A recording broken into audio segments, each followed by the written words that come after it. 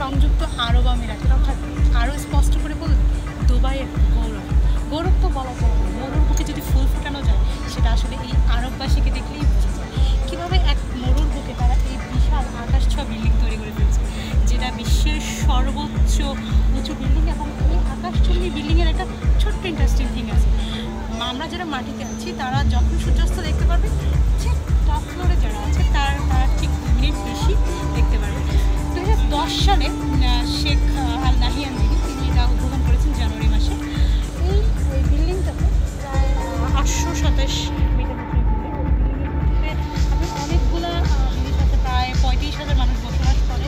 তাছাড়া এখানে observation day থেকে শুরু করে অডিটোরিয়াম, ছবি তোলার দূর থেকে নানান জিনিস, তাদের গ্যালারি, অনেক কিছু আছে।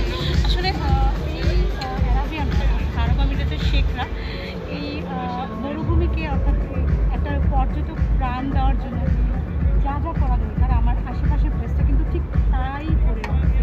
আপনারা জানেন যে এই জায়গাটাতে ফাউন্টেন হয়তো এখন আমি বন্ধ, আমার জায়গাটা আমি দেখতে পাইনি, বাট এই জায়গাটা অ্যাম্বিয়েন্স পুরোটা আসলে টুরিস্ট ফ্রেন্ডলি।